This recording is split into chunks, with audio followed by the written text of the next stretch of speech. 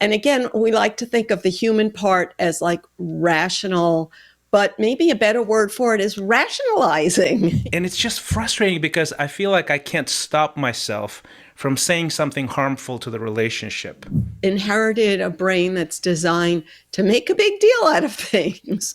You can correct yourself in hindsight. What it takes, as I said, to build a new neural pathway is repetition. So is there a way to sort of pre-train yourself to catch that moment, or? And so what I try to explain is we have two brains because we need both.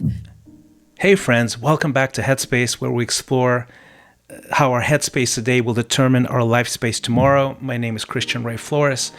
I'm very excited to bring you this episode. It's a wide-ranging conversation with Dr. Loretta Breuning. I'm going to actually read this so that I don't miss the awesomeness of this person, okay? So Loretta is the author of Habits of a Happy Brain, and the long title is Retrain Your Brain to Boost Your Serotonin, Dopamine, Oxytocin, and Endorphin Levels. She also founded the Inner Mammal Institute to help people build their new neural pathways to turn on their happy chemicals in new ways, which is exactly what we do during this long, wide-ranging conversation where I sort of present my stuff, my situation, my problems, and say, okay, how do I fix this from a brain and neural pathways point of view? And Loretta presents really fresh, interesting ideas. She's been doing it for a while. She's the author of about 9 or 10 books, translated in several languages. And she sort of offers very generously several therapy sessions to me in one, because I just throw new things at her. I think I enjoyed it very much. I think you're going to enjoy it as well. And this brings me to the shameless plug. This episode is brought to you by Xponential Life, which is my coaching program. And it fits really well into my conversation with Loretta, because what we discuss is how do we, as people who are essentially ambitious, high achievers, professionals perhaps, who pursue something with great dedication and then sometimes reach a certain point where the happiness that we were expecting doesn't happen, right? And what is the brain chemistry of this, and how do you change that? And she mentioned something very interesting in the interview, where she basically says, look, there are ways to retrain your brain and sort of recarve your neural pathways to see the world and act differently, but it requires great focus, dedication, repetition, which is exactly what a coaching program is structure, speed, accountability, a lot of guidance. And honestly, there's times in life where you need that. And I needed that early on in my mid-20s, which inspired my coaching program and also my pastoral life that I've been doing for 25 years, guiding people towards human flourishing. And I'm very excited about this program. And so if you are a professional, an entrepreneur perhaps, or an athlete or a pastor, a high achiever who, you've accomplished a lot and you're wonderful, but you feel like you're losing your spark, your inspiration, your fulfillment, this program is for you. Check it out at Xponential Life if you're interested. But with no further ado, I want to bring you a wonderful conversation with Loretta Breuning. I hope you enjoy it as much as I did.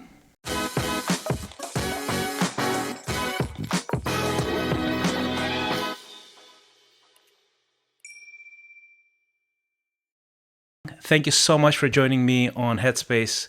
I love your material. I love what you have written, the stuff that you have on different podcasts and radio, etc.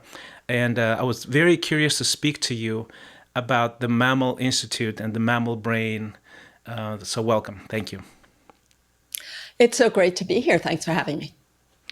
So you write about the mammal brain, right?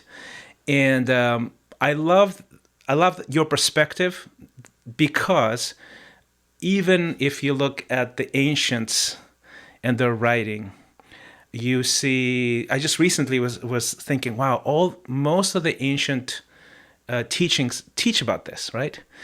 It's, the Greeks, Socrates and Plato talk about the charioteer, and they have and the charioteer Yes, yes, is yes, sort of yes. directing two horses. The wild horses that is sort of our animal horse, right? It wants what it wants, and then there's sort of the spirit horse, the higher horse. And I think the Buddhist tradition talks about the rider and the elephant, and the Bible talks about the flesh and the spirit. So I think all of these ancient teachings talk about this duality, right?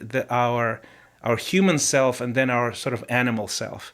And you speak about this beautifully, and I just really want to learn about that, about the two brains. I really want to learn about the chemicals, and more importantly, obviously, is what can we do about this, right? Is this something that's completely beyond our control, or is this something we can train in ourselves? And of course, the answer is going to be that we can train it. And you could think about it as a horse and a rider working together. And the big thing that I really try to emphasize is not to think of one as the good guy and one as the bad guy, because that's what we so often hear. Either Right. you hear the animal is the bad guy or the human verbal voice is the bad guy, whatever. And so what I try to explain is we have two brains because we need both.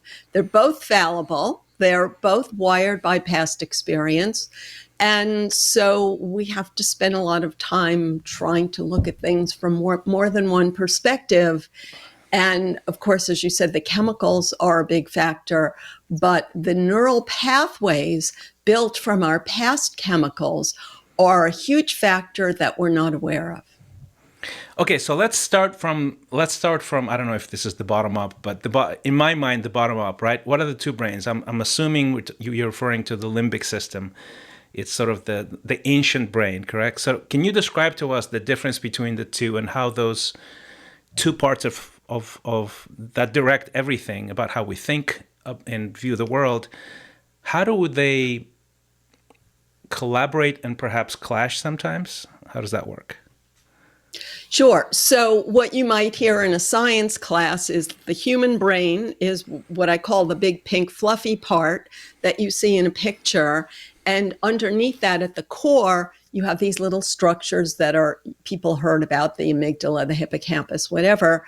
So, all those little structures together, as you call the limbic system, are the same in animals.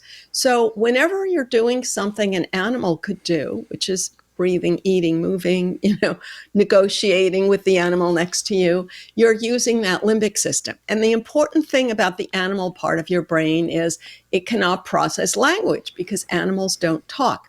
So whenever you're talking to yourself, you're using the human part of your brain. And again, we like to think of the human part as like rational, but maybe a better word for it is rationalizing. Like if your animal brain wants something and then your human brain rationalizes it and comes up with a good reason for it. So that's why it's not always like a quote unquote higher brain. So another way to think about it is when I talk to myself, it's all in my human cortex, and I call it my internal public relations agency that's trying to make me look good, but that doesn't necessarily make it any more correct than the animal part of the brain. But the animal part of the brain controls the chemicals that make you feel good or bad. So there's no way around it. A simple way to think about it is the limbic system is connecting your higher brain, your cortex, to your body. So you have to go through any thought you have to go through your limbic system to get your body to do it. So that's a very practical way of saying that they have to work together. That's it's fascinating, and I'm sure it's frustrating, right? I think I know about myself that that's frustrating because sometimes, like, I just had a little bump relationally with my daughter, right? Like this the other day, and so we're on a call. I call her. It's late at night. I'm tired. I don't know if she's tired. She's probably tired as well. And we start talking about something, and it escalates. And it's just frustrating because I feel like I can't stop myself from saying something harmful to the relationship. And I can also sense her doing the same thing. And then you sort of, wake up in the morning and go, what was that? And why did I go along? Can you explain how that works? Sure. Well, first, one thing it is, so our brain is evolved to focus on survival, and survival means the survival of your genes. So you have this sense of urgency about your daughter's survival. Now, Mm-hmm. she has a sense of urgency about her own survival, and Wow. her definition of survival is based on her collection of information, which is possibly limited. So, Possibly, um, yes. so on the one hand, you might be kicking yourself for saying the wrong thing. On the Right. other hand, maybe you had some good reasons and some valid reasons to be concerned about her survival. But the huge piece of this that's so important to know is that you are wired by your struggles with your parents when you were young. Right. So the biggest circuits in our brain are the ones built when we're young and the ones used most often. And when we use the biggest circuits in our brain, we're not consciously aware of it. We just use them because electricity flows into the biggest pathway, just like water flowing in a storm. So, whatever issue you had with your daughter, if you look for how those emotions fit a pattern of something that happened to you early in life, that helps you identify the pattern. And then when you look at the pattern, you could then ask yourself, like, am I overreacting? Or is this a reasonable response that I Well, want to here's my have? question then. This, because obviously this can happen in a marriage. This happens in a work environment with business partners, employees, perhaps your boss. And it feels to me in the moment, right? Because we regret things we said, or we were too short. It doesn't have to be like something explosive and over the top, but you can correct yourself in hindsight. But in the moment, it feels like that horse has the upper hand.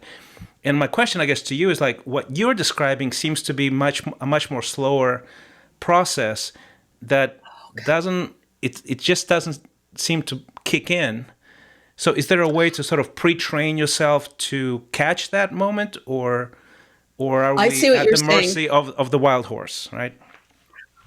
So my view is biased by my own experience. So I'll tell you Okay. what my experience is.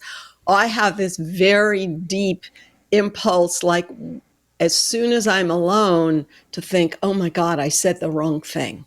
Right. And Okay. so I've learned to question that impulse because otherwise I'm constantly feeling like, oh my God, I said the You're wrong second thing. guessing, Maybe yeah. I didn't say the wrong thing. Maybe it was valid that I said that. Maybe I Mm-hmm. was reacting to something that really was there. Sure. Maybe, and then a lot of times I bite my tongue and I don't say things, and then I kick myself for that. So then it's just a pattern of kicking yourself for no matter what you do. So these are all possibilities. Yeah. So which one is most true for you? I don't know. So I guess I was trying to raise the idea that maybe you didn't say something wrong. But let's say you did. Let's say Let's I just did though, say, and I think let me okay, just even let describe it even to you. So I did some I voiced some concerns, and I think these were very valid concerns. But then the minute I get some pushback, I get irritated, right? When I get irritated, I start using other sort of arguments, perhaps, and words that are unnecessarily pushy, perhaps, that I could have used different words to make the same argument to make the other person listen. But in the moment, what I am is aggravated, right? I'm aggravated by the pushback. I'm trying to offer value. I'm aggravated by the pushback. I say something that is perhaps doesn't help, right? Get the point across. So how do I catch that? Because it feels like it's the wild horse dragging me in the wrong direction. The lower horse, right? The elephant, the flesh, whatever you want to say. And I think what I get from you is that this is the survival thing, right? I'm trying to help my kid do better. She's trying to do better in her own eyes, so she's pushing back. How do I not make it worse, I guess? you know? Yeah. So part of your aggravation about the pushback Yeah. is, if I could use a colloquial language, if you had said that to your parents, you would have really gotten it. Oh, yeah. And that's, yeah, exactly. So that's wired into you, is like, how could she get away with talking to me like that? I Hmm. could not have gotten away with that. So just so you recognize that that's part of your wiring. And how can I get respect from her without doing the things that my parents did that I promised I would never do? Right. So that's one whole Right. bag Layer. of worms. Hmm. Then the other whole bag of worms is what's going to happen 10 years from now if she keeps doing whatever she did, and so you react with a sense of alarm that may be useful because it may communicate to her that there really is something to be alarmed about. Because then the third bag of worms is, which I got into a bit, like if you always hold your tongue and she does continue to do X, Y, and Z, and then 10 years from now, you'll be kicking yourself saying, why didn't I speak up when I could have? Maybe I could have prevented her from 10 years of this suffering. I'm such a jerk for always biting my tongue, So that's one thing that I struggled with. So again, there's so many different possibilities. And if you didn't say that thing that you now regret, other things might have gone wrong. Like your daughter might have gotten the idea that this is a valid way to treat people, and then she'll treat other people this way. So the fact that you pushed back was somewhat Yeah. useful. So, I mean, Yeah. I sympathize with the fact that you regret what you said, but I don't know. This There's a is downside no to it, easy to way. not saying it either, right? That's what you're saying. I get it. Yeah. Yeah. That's fascinating. Yeah, it's If really you find a fascinating. new way to say it, Yeah. Mm-hmm. Well, yeah, find and a new way to say it. I've already called her and sort of said, "Hey, I'm sorry," and we'll discuss it a little bit in more detail later. But this happens all the time with people we love, people we cherish, people we care about, and it's fascinating how quickly things can sort of it feels like you can be dragged by another part of you to a place you don't want to be in, and then you go, Yeah. gosh, this is ridiculous, right? How do I retrain my brain? So I guess that leads me to my next question. Is I think you mentioned something about neural pathways as sort of these I would say, would it be accurate for me to say these are almost like riverbeds that are carved out, and then because they're carved out over time, over patterns of behavior, conditions that you were aware of, they now channel neurons more quickly. Therefore, you have these default sort of ways that things go. And sometimes when people, for example, I don't have that issue necessarily. I can be irritated, but I don't have like this explosive anger character, right? For example, but I know people that are just have this short fuse, for example, right? Or the other way, they can shrink and be paralyzed by anything that resembles conflict, or they can be just gripped with fear, for example, or anxiety over something that is, for most other people, fairly basic interactions with other human beings. So am I describing it accurately? Where am I off on this, on the whole neural pathway thing? Yeah, well, you raised so many great topics that I was writing them down so that I could separate them. So again, all relationships are fraught and easily bring strong emotions to the surface. So it's important, again, not to have this good guy, bad guy view of your brain, that this surge of emotion is necessarily the bad guy, but rather to understand it. So first, every one of us, we're not wrong for using these, what you would call riverbeds, but every one of us built them from our own unique individual experience. So you could think of our chemicals as paving on our neural pathways. So whatever triggered my happy chemicals and my stress chemicals when I was young wired me to have strong reactions to anything that fits the same overall pattern. And you react to things that fit your patterns of your past experience. So every individual has unique patterns, and we all think we're right because they're all built from our own real experience. The other thing of why we have such strong emotional responses to things that we later realize are minutia. So one way of thinking about it is that our brains evolved to struggle for survival and to constantly look for food and water and run from predators and deal with a lot of immediate danger. And because we're so safe, we have all the energy and the engine of chemistry that evolved for these huge urgent survival threats. And because we're sitting here in our safe living rooms, all that energy is applied to like stupid minutia. So is that, yeah, and I think what you said is really powerful, because what I sort of have grown to discover is that our brains were wired for survival, for us to survive, but not necessarily to thrive. And then because of what you just said, right? We're sitting in, most of our basic needs are met. Like we live in a fairly safe society, you and I. We have enough food, enough shelter, warmth, safety, etc. So how do we transcend survival and go into thriving, and sort of train our brains and sort of treat our surroundings to actually not worry about survival anymore, but actually be able to contribute, thrive, create, be generous, be supporting, etc., etc.? Well, if I may, what you just said is the popular meme of our times. And once again, it's going into this good guy, bad guy view of the brain, that somehow our survival impulses are the bad guy. And I have to say that my personal health care that I've been in my whole adult life, that's their motto, we're going to help you thrive rather than. So everybody's pitching this thrive mode and vilifying the survival mode. And that's now taken for granted, that somehow this survival brain is bad. And, if you buy my product, you will no longer feel that way.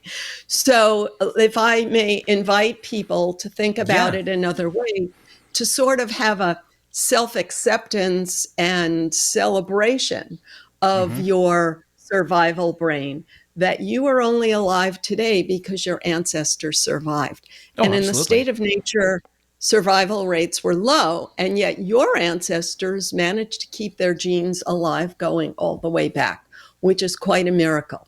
So we inherited a brain that's designed to make a big deal out of things because that's how we survive. So what you're saying is accept the survival mechanisms, celebrate them, right? And that, I think that's wonderful. And to know that you are creating that survival threat feeling, to take responsibility for it, and then to stop pathologizing, like, I should be thriving, everybody else is thriving. This is like this unrealistic thing. I took yoga for 10 years. Right. So I heard like 10 years of this constant pitch, but then right before and after the class, all they would talk about is their stress. They're constantly focused on their stress, right? I love that. I love what you're saying there. Okay, so can I pause you for just a second? Because I love what you're saying. It's fascinating. So what are we talking about here? Are we talking about, oh my God, is this like a FOMO thing where there's a pathologizing of these things that are foundational to who we are? That's what you're saying. And we should celebrate them. We should embrace them, accept them. And then somehow take responsibility for them. Take responsibility. I am creating the life or death feelings inside me because that's the job my brain evolved to do. So then what is then but also I think what you're saying, if I can maybe try to critique this, right? Are we then pathologizing the thriving part by not saying I want to thrive, and I think that's also fairly foundational in us to be able to want to be happy, for example, right? To want to be joyful, to want to be connected.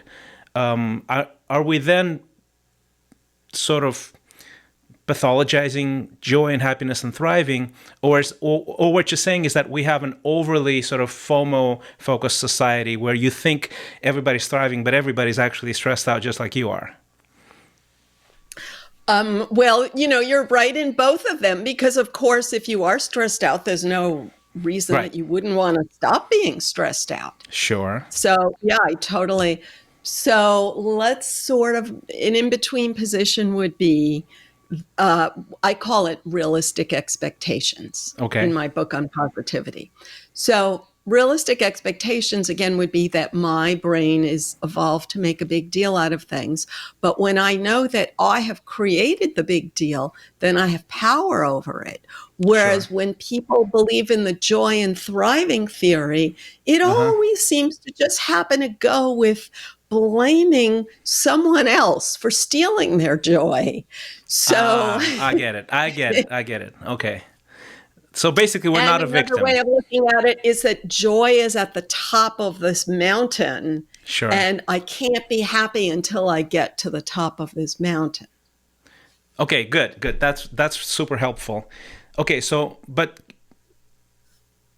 you're saying is we do have control over our sense of happiness, and we shouldn't blame essentially our context for our stress. We should just own it, right? And go, okay, what is this that we need to change? Yes, we have some sort of survival stuff that we can own and understand and celebrate. And yet, so the joy part, how do we own that part? I guess that's my question.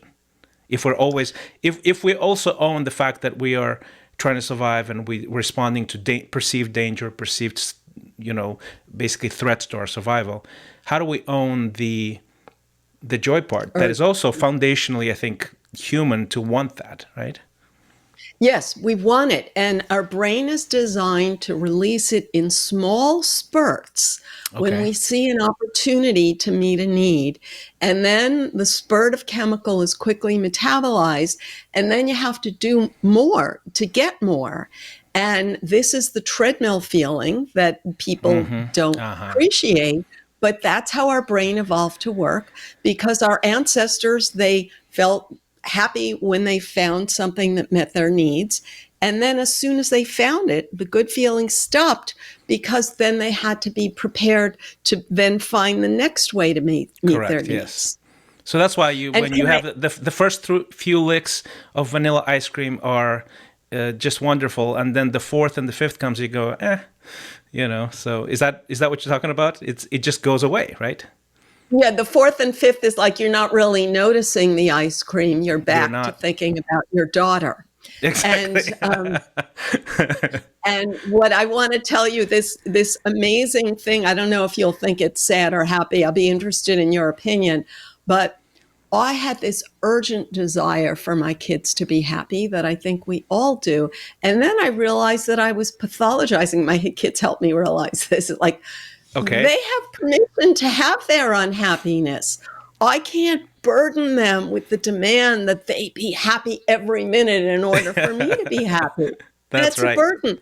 They want to be free to have their ups and downs just like every human being. That's right. So then I have to say, can I find my joy despite the fact that my kid may or may not be happy in any individual moment? Absolutely. Right? And Yeah. that's not fitting today's parenting mentality, but it's realistic Yeah, expectations. absolutely. I mean, they have, especially if they leave the home. I mean, they have a life, right? They should have the ability to not be happy, to experiment, to basically not listen to advice sometimes to their detriment. And I should be able to keep my joy observing that, which is obviously for any parent a little bit hard to do. But yeah, so that's you're absolutely right about it. Thanks for the therapy session, by the way. Uh, Well, and you know what? Now I have grandchildren and I'm going through it all again. It's like, oh my God, it like never I'm ends. having life or death feelings about this grandchild. And then it's like, oh, I got to Oh, cool it. you're right. You're absolutely right. That's hilarious. So tell me a little bit more about the happy chemicals and the unhappy chemicals and how they work and how we can sort of stimulate one and not the other, et cetera, et cetera.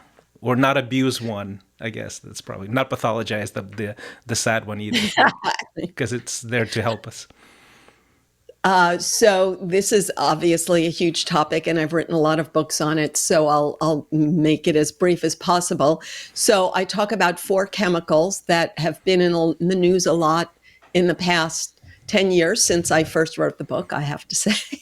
So dopamine, serotonin, oxytocin, and endorphin. And the big discovery to me first was that animals have these chemicals too.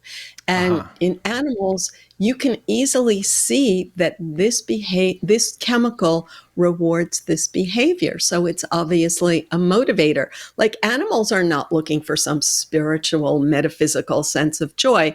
They're trying to survive, and they take an action that promotes survival when this chemical is released, and a different action when that chemical is released. Okay. So they're very context specific, which is why we only get a little spurt and then we always have to do more.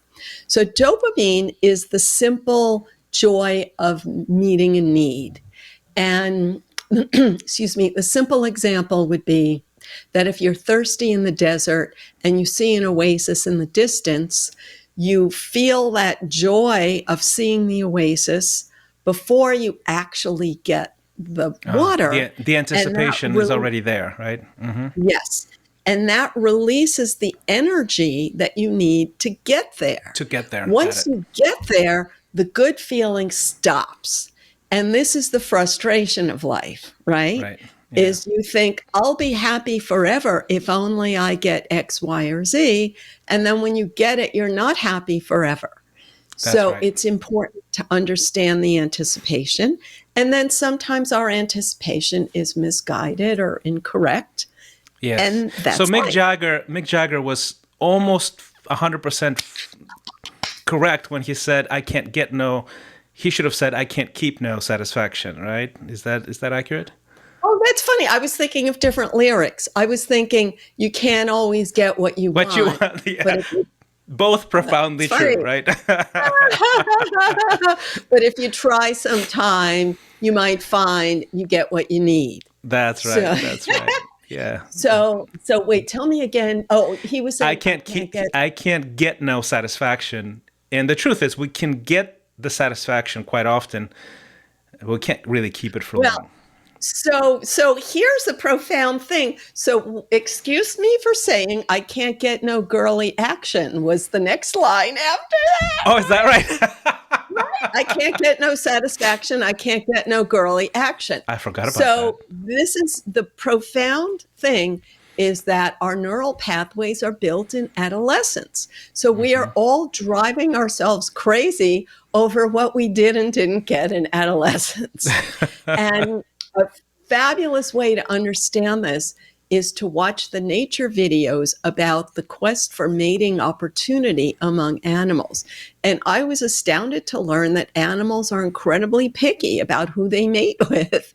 And that's the system we've inherited. Wow, that's fascinating. All right, so we have dopamine. Let's talk about the other ones. Okay. So oxytocin is the warm and fuzzy chemical that people like to talk about. And people make all of these warm and fuzzy assumptions about our animal brain. And they like to talk about community and a herd as if it's this good thing all the time. And the downside of it is widely overlooked. But you all know that following the herd has its limits. And the simple explanation is that your brain is always focused on the unmet need. So when you feel alone, you want to be with a herd. But then when you're with a herd, they get on your nerves and you want your space. Yes. So dopamine is the urge to get your need. Yeah. And oxytocin is the urge to have protection from others. Right. And it's basically a selfish feeling that I want you to protect me and you want me to protect you. So with maturity, I could learn that I'm more likely to get you to protect me if I offer you some protection. But we have to acknowledge the fundamentally selfishness of that urge to get protection, which is what you don't hear about. And the internet wisdom is that you get oxytocin from hugging. But if it were that easy, we'd all be having it. And so I always say that if you hug someone you don't like, it doesn't meet your mammalian need. So then you do get oxytocin, let's say, I'm assuming then, from serving somebody. Is that accurate, or is this off? So if you're doing something for the other person to protect them, to meet their needs. If I do something for you, then it does two things for me. One is it stimulates my oxytocin if it leads me to the belief that I will be protected by others because I am protecting others. And you could call it, the intellectualized view is like acceptance and belonging. That because I did this thing, I will now be accepted and belong, which means I will have protection of the herd when I need it. But the other view of it, which could both be true, is the serotonin perspective. Serotonin in the animal world is the one-up position.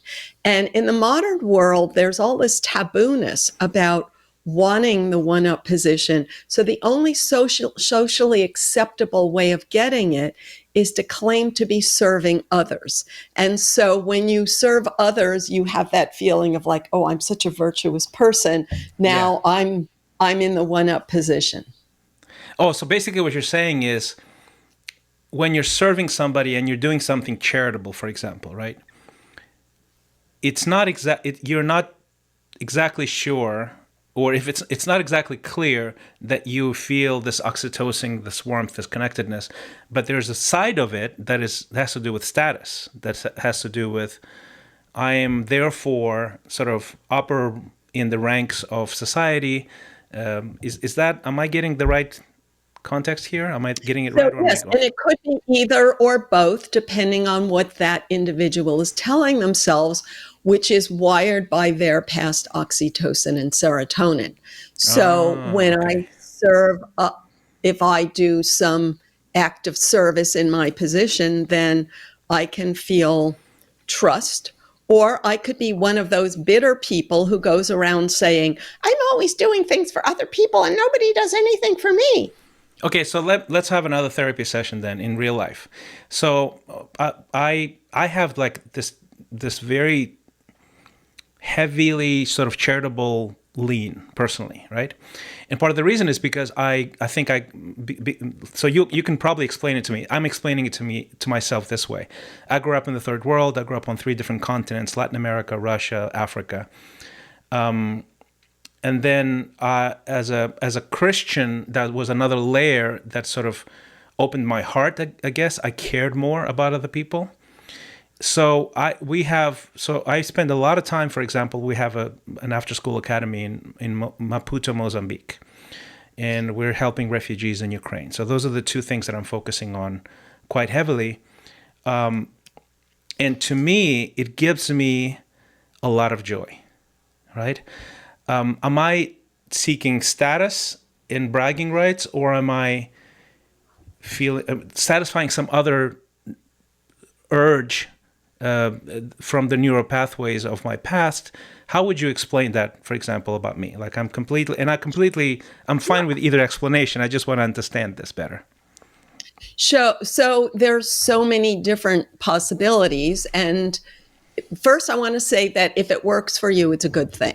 Okay. So I'm only being skeptical of it because, as you know, there are so many people who go around with this mindset of like, I'm such a virtuous person, but everybody screws me, and look at how bad the world is. Yeah, that's not my feeling. I feel... Yes. So then it's a good thing. I feel a lot of fulfillment and actual happiness from devoting a part of my resources, my time, my talents to do this. I feel a lot of fulfillment. And sure. So the first thing is, the early pathways, that this is something you were exposed to in the past. Yes. In the past, that this is one way of of seeking rewards. So we're not supposed to admit that we seek rewards. We're not supposed to seek rewards for ourselves. There's all this indoctrination. And yet your brain releases dopamine when you move toward a reward. So you have learned a healthy, effective coping strategy by saying, when I help others get rewards, that stimulates my dopamine because my needs are already met. So when you help others who have unmet needs, then you're projecting that sense of relief of unmet needs. So you are vicariously experiencing I am, it. yes. I didn't mean projecting, I meant mirroring.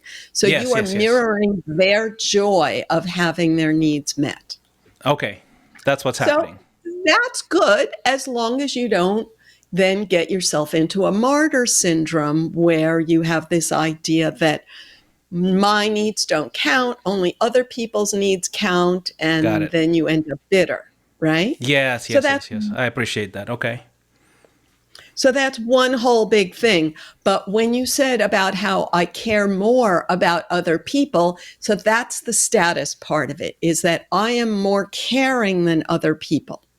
So that's the serotonin. It puts you in the one-up position in a Uh-huh. safe way and is certainly better than so many unhealthy ways of being in the one-up position. Sure, Like I sure. said, unless you take it too far, like all of those, cult leaders who pretend to be serving the world, blah, blah, blah. And just to be more precise, I noticed that I'm not really thinking that as an additional virtue or anything, but I noticed that I can't help myself. That's what I'm basically saying. It's like I really lean towards that because it gives me a ton of dopamine, like it really does. And I totally realized that since it does, it's not entirely selfless by definition, right? Because it makes me happy. So I'm craving like this internal joy and happiness that comes from some of the chemicals that are produced by that. And my comment on, like, I just really sort of lean towards this. It's not because I feel better than anybody else, but it almost actually feels like sometimes it's a bit annoying in the sense that I overlean, right? Like I care about it. I just like it, tremendously. And so I Yeah. don't feel like I'm normal in that way. Does that make Yeah, sense? I see what you're saying. Yeah. So here, here's a thought experiment. So when a person is young and they're exposed to the suffering of others, Yeah. and one person, I try to help others, and no matter what I do, it fails. It like this person just keeps going on the wrong path and nothing I do really seems to help. Another person sees this suffering and they try to help and they have a sense of effectiveness. And Yes. it's like, wow, so that's good. So you probably, whereas I was more like the first person. Like Got I it. tried to help and I was like, whoa, nothing you could do is help. They just keep going off on their merry way, doing whatever they're doing, and it doesn't help. Yeah. Yeah. So each of us has to manage the pathways we have. Okay. But it's possible that you may go so off onto this, let's use the word, if I may, rescuing of other people that you lose track of what you need to do to meet your own needs because Yes. rescuing others is the only you feel shamed and banned from the herd if you acknowledge your own needs. And Yes. that's why I was emphasizing with oxytocin that my urge to get protection from the herd is basically selfish, because when a gazelle goes to the herd, the lion is going to eat a different gazelle because, like, I'm hiding behind you and you're more Ah, likely I to get get it. eaten. Yeah. Yeah. So you can acknowledge that, like, I have to keep rescuing others or else I feel like I'm going to be banned and ostracized and Sure. Sure. canceled. Sure. Yeah. And I think there's definitely a hint of that here and there that I've experienced in my own path where I go, it's abnormal. So there's something there that probably is pushing me towards that beyond just the normal healthy levels. So I totally acknowledge that. And a self-accepting way would be to say, what I've learned is an effective tool. But Yes. if you only have one tool, you overuse it, so you could build other tools. Okay, that's great. So let's talk about. So the one thing that I think I understand dopamine, serotonin, oxytocin, the endorphin part. What does that do? Sure. Well, I don't talk about it that much because endorphin is the body's natural opioid, which we produce when we have a real physical pain. Ah, And okay. it only lasts for a short time because in the animal world, if you have a predator ripping open your flesh, then endorphin masks pain with a euphoric feeling so you could run to Oh, save your life. And then a few minutes later, either you've escaped or you're dead. you're dead. Yeah. And we can't feel endorphin forever because we have to, like, then a caveman would walk on a broken leg. So Sure, you sure, sure. need that awareness of your pain, but then you need that first few minutes when you break your leg and you don't feel it, because that allows you to Yes. crawl out of the hole so you could get help. Interesting. That's fascinating. Yeah. Yeah. So it's sort of this state of shock right after you got had a wound or an injury of some sort. You don't feel much of a pain, but the pain comes slightly a little bit later. That's wonderful. Yes. Interesting. And so the cult of exercising as the path to happiness Uh huh. has gone too far. And so many people have absorbed this message that exercise is the path to happiness. And Uh if you're huh. not happy, you got to exercise more. You got to exercise more. You got to exercise more. Oh, okay. And they just keep inflicting more pain on their body, and they get this short spurt of endorphin, Oh, yeah, and yeah, they're yeah. I get it. missing out on the other happy chemicals. Wow, that's I've never thought of that about it that way. That's absolutely fascinating. It's sort of the cult of the gym, I guess, right? Is like Yes. this, like you have, like it's almost like a dependence, correct? Yes, and it works on the level that you may have a herd at the gym and you Mm-hmm. may have social status at the gym. So you get your oxytocin and you get your serotonin, and then you have goals at the gym. So you get your Mm-hmm. dopamine. So it does work. But just like charitable endeavors, it's just one tool. And if it's your only tool, you're Mm-hmm. going to abuse it. Wow, that's fantastic. That's really insightful. Okay, so how about cortisol, the unhappy chemical, as you say? Sure. So cortisol, so a few interesting things about it.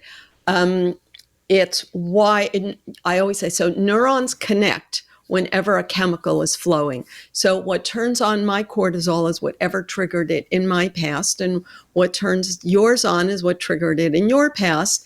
And we turn it on so quickly when we're in a Mm-hmm. situation that fits the general vague outlines or pattern of a past stressor. And Okay. once it's released, then it lasts longer than the happy chemicals. It lasts about an hour. And it tells my brain to look for evidence of the threat. Like if I'm a gazelle and I smell a predator, then I have to look for where is the predator before I Mm-hmm. run. So gathering information. So once I feel bad, I gather bad information to explain the bad feeling. And now I feel worse. So that triggers more cortisol. So I gather more bad information. And so this is what I call a cortisol spiral, which everyone can look at their own thought loops and see how it resembles some past pattern that they had.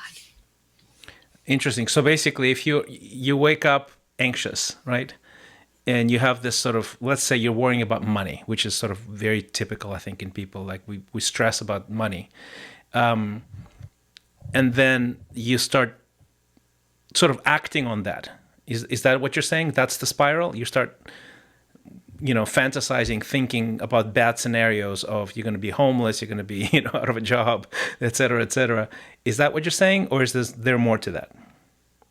Yes, but in your intellectual brain, you think you're being smart, you're gathering information, you're finding evidence. And since you're only looking for bad evidence, you convince yourself that you really are in a financial crisis and you're going to be homeless or whatever. But if you look in your past, you could see, how were you exposed to that thought loop when you were in a young and vulnerable situation? You were exposed to people worrying about money and dwelling on that, whereas I was exposed to different threats. And so I dwell on that. Like, I'll just give you two examples that helped me notice this. So a lot of people love the beach and I hate the beach. And then I had this recollection, like when I was a kid, my mother would take us to the beach, and then she would have sort of, let's call it a breakdown at the beach. And like when I'm home, I could busy myself with other activities, but when I'm at the beach, it's like just like stuck with like my mother's breakdown. So that gave me a negative association about the beach. So another example is like when if I would go to a party and I would come home, I would have this surge of bad feelings. And it was because anytime when I open up to other people, I had this fear that I said something wrong and something bad's going to happen. Because when I was a kid, when my mother was having her moments, I would go in my room and read a book and close the door. And then all of a sudden, my mother would explode into my room and start screaming at me. So this built this cortisol pattern that I expect that when I'm alone, that somebody's mad at me. Yeah, because you're thinking, okay, I've probably done something wrong. It's just about to be revealed to me in a very abrupt way. Is that what you're saying? And then I noticed that my anxieties were so specific that they always fit that specific pattern that helped me see and admit that I was creating them, despite the fact that it felt so real to me.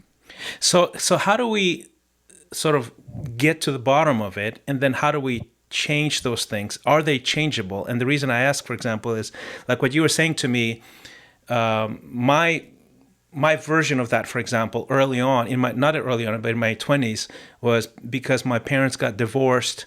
I was so heartbroken about relationships and families in general, and I didn't see happy marriages around, right?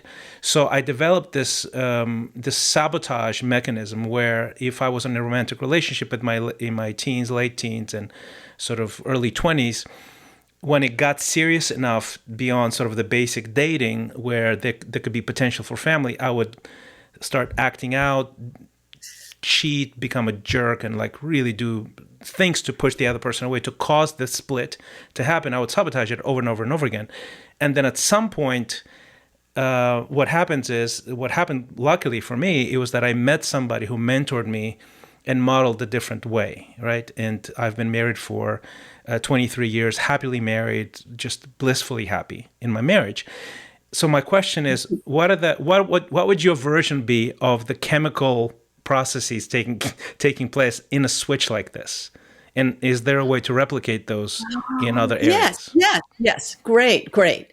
So new neural pathways are hard to build after adolescence. So you were very fortunate that you had this opportunity to build new neural pathways after adolescence. And mentoring is a great word for it because it takes a lot of repetition. And so the idea of a mentor is their help, because we don't want to do the repetition because we're already wired the other way. So the new behavior feels wrong. So a mentor is someone who helps you both get motivated to do the repetition and to model the behavior for you, because you don't even know what this behavior is because you just haven't been exposed to it. And I would also suggest that because of your earlier pattern, that it wasn't just your parents' divorce in your 20s, but lots of other experiences much younger that would have built. Okay. So the divorce was when I was 14, and that was what very deep trauma for me. right? So it was Got it. 14. Yeah. So in my 20s is where sort of the dating stuff, evolves, so to say, and you start thinking about potential family, and you start associating that with the divorce, right? And it was just like I just couldn't help myself. I would just sabotage every single romantic. But then, and my question is more specifically about there's literally been a transformative shift. I was 26 years old. I was mentored. I became a Christian. I started seeing Christian families are normally less dysfunctional, not completely free of dysfunction, obviously. But I was mentored by this amazing guy, and something flipped. And I sort of learned, okay, this is how you date, court, marry, stay married. And for 23 years, I don't feel unsafe. I don't feel nervous about my marriage. I feel completely like this is going to be like this is the last person I'm going to look into their eyes on my deathbed, right?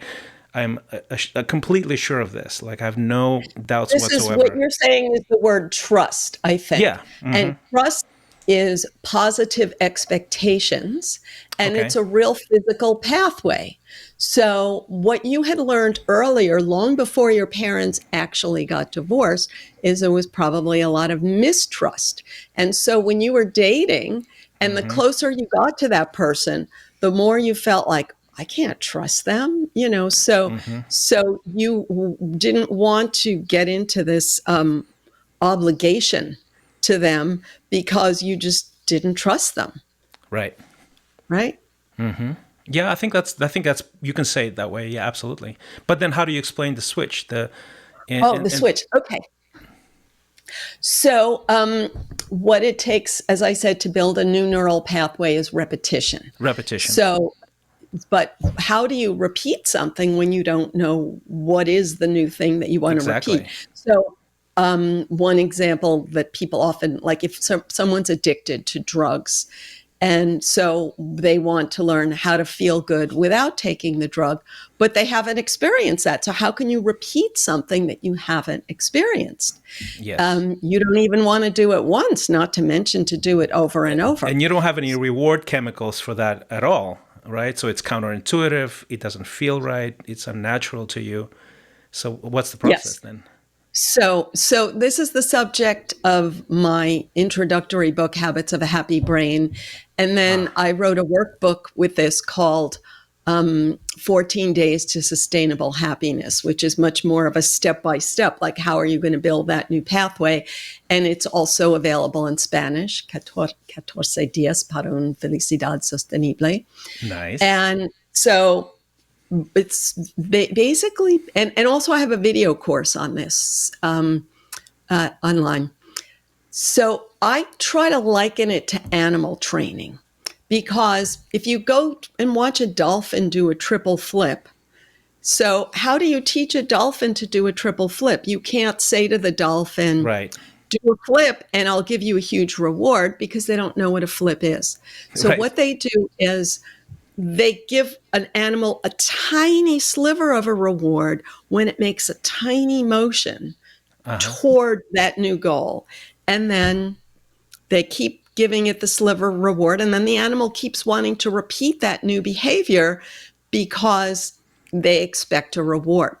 Let's just say once the animal learns to do a whole flip, then you only give it a sliver of reward when it does one whole flip. And then you start for 2, and then you only give it a reward when it does 2 whole flips, and then you start for 3. So somehow this person that you're calling a mentor, I call it chunking, when you break down a new difficult behavior into small steps and then find healthy rewards to give yourself a reward for each step. And modeling and mirroring is a huge part of it, because when you're with someone else who does this and who does it with ease, then you see that it's a doable thing, just like they bring in the dolphin to watch another dolphin do a flip, Interesting. So basically it's possible. And what you're saying basically, I mean, the title of your book obviously says it all, is that we can create habits that will increase the baseline of our happiness, right? Just in general. Is there sort of this, like the top 5 habits that will help with the raise that baseline, or is it sort of random depending on context? It's very individual, and each person is working with the pathways they have. For example, just you mentioned this divorce scenario. So other people who were in a distressed family when they were young, they go to the opposite extreme, that rather than running away from a relationship, they cling to this relationship no matter how bad it is. So the pathway that they need to build is different from the one that you need to build. Another example, like some people eat too much, some people drink too much, some people don't eat at all. Some people spend their whole lives criticizing other people's bad habits. So every one of us, we have to discover those early pathways that we were using to stimulate our happy chemicals, then to understand what it takes to stimulate the happy chemicals, and then to build another way to stimulate them without relying on that old pattern. So that's why I don't, like, everybody wants me to give these top tips because they're so used to hearing, like, run a mile a day and eat turmeric, you know? Yeah. Sound bites, right? Like something that will fit TikTok, like a TikTok reel And under take a a hot minute. bath. Yeah, exactly. So it's basically what you're saying is you have to own your own story, right? You have to own your own story and go deep enough to see what you're doing, overdoing, under-relying, over-relying into, and then create new habits, new pathways. So Yeah. And it's hard because, as you know, then there are the people who, when they start trying to own their story, then they just drown in the story. So the idea is to own your story, but with the acceptance that everybody has a story. Everybody has painful cortisol circuits in their past. So it's yeah, not a victim Olympics, but it's just that my pain is created by my circuits and your pain is created by your circuits. And nobody else can fix my pain but understanding my circuits and building new circuits. got it. That's wonderful. That's great. Okay, so I have a possibly related, but a little bit of, like maybe slightly off topic, just because I've been thinking about this more and more with some of the work that I'm doing. But I wonder. So this happened to me, and I see that happening with a lot of people who are sort of these super achievers, strivers, people like that who are highly motivated. Usually highly motivated people get a lot of stuff done, right? Just because you're highly motivated. Sometimes they are healthy. It's always a mix of healthy and unhealthy reasons for that, because you're striving, you're driven from the inside out. And what I've noticed, what happened to me, and I've been helping people actually with similar issues, is that strivers usually linger on to, like, they find what they're good at, right? What society rewards with money, social acceptance, status, etc., and they just double down on that. And that happens usually sort of after college, and you just go up and up and up and up. But what happens is they're betting on the horse that it comes easier to them, right? And then they reach status, respect, perhaps wealth, fame, etc., social acceptance, and they discover that the thing they thought that at the other end of the rainbow will make them happy does not make them happy. So it's almost like this. I think what you said was this premonition. Oh, when this happens, I will be happy. And it can last for years, right? Because you're building something, a career, for example. A lot of it has to do with professional success, and money, and possessions, and fame, and social status. And then something happens at a certain age where you go, wait a minute, I have all these things that I thought would make me happy, or most of them, and I'm sort of miserable. I'm missing big chunks of this. Is this a normal sort of trajectory for people? In what does the habits of the happy brain say about something like that as a phenomenon? Sure. So once again, there's a lot of different issues that you've woven together. Like you said, they're miserable. So the misery part and the money part and the been there, done that part, like three different issues, if I may. So the simple, famous example of like a person who's in the Olympics, and you every minute of every day they're training, they have no life, they never get to do anything else, and then they're in constant pain, and then all they want to do is win the Olympics, and then if they win, instead of just going off and being happy, they obsess about the next Olympics 4 years away. So every brain learns from what worked for them before. And then we all feel obsessed with trying to repeat that thing that you did before. So I'm always trying to write another book. And how many do you have so far? it depends on how you count, whether you count the little ones, the self-published ones. Sure. But if you count all of them, and then I have academic ones that I did before, 10. Okay, that's quite a bit. But I'm like totally focused on my next book. Like I can't stop. I love it. I don't want to think about anything else, just like the person with the Olympics. The example I use in the book is that if you discover a new planet, you might be happy for a few minutes, but then all you want to do is discover another new planet, because that's the way to get that surge that your brain knows. Okay.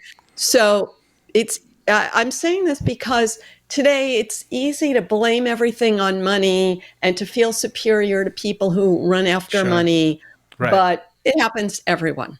Okay. Now, the other part of it is, as a person is pursuing, which is the natural job of the brain, because we had to pursue food all the time to survive. But as you're pursuing, you may be pursuing it with joy, or you may be pursuing it with misery. So it's sort of individual, you know, like, and it's partly a learning thing. Like, when I'm focused on my book, but I'm also taking enough time off to take care of my health.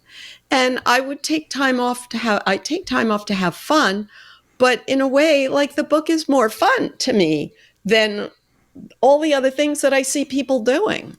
Right. So that's what a lot of people make a conscious decision that, you know, and then other people, like, you probably know the story of the person who's really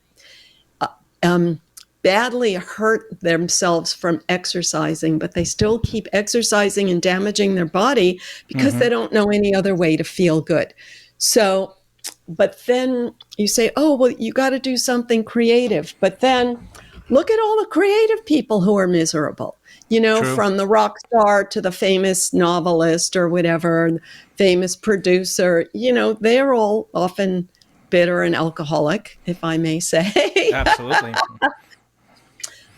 So there's this treadmill aspect of dopamine, which is when you get it, what you seek, then you got to find a way to get more. But if you go after the same thing, then you have a been there, done that feeling. So you have to find something new.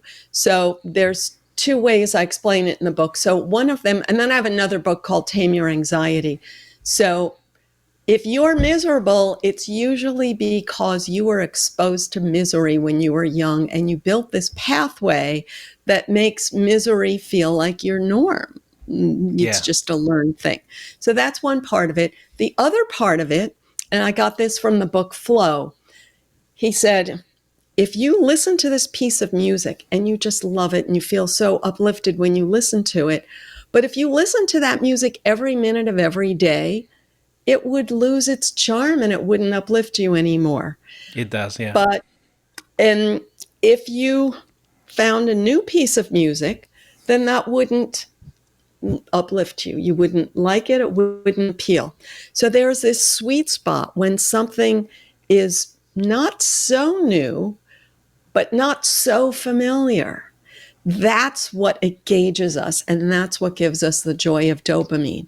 It's familiar enough that I can really get involved and invest all my circuits in it, but it's not so familiar that it's too predictable. And And that's what, boring. Yeah. Hmm. and Interesting. how do you get to that spot is it's like a conveyor belt. Anything you love is going to get old soon, but anything that's totally new is not fun at first. So I have to invest the effort to listen to new music or to try new things so that they'll be in the sweet spot by the time my current joy is Hmm. has become old hat. And I'm Yeah. not, and then it may sound like I'm saying that people should have affairs. So I just quickly have to add that I'm Yeah. not Thank you saying for that. that. Yeah. Okay. I don't want my wife to hear that and go, you know what, you're getting a little, old Yeah. news. What do we do about that? So that's fascinating. That's great. That's wonderful. Well, thank you so much. I think I received like 3 therapy sessions in one conversation from you. So it's really cool and fascinating. It gives me a lot of food for thought. I'm sure our audience is going to be just fascinated by your insights, and so I'm going to put some links to your books and to your resources in the show notes. But thank you again for coming on and enlightening us in just remarkable ways. Great. Well, it was a pleasure. Your stories are interesting, and it's also interesting of like how every story is so unique. Yes, exactly. Thank you again.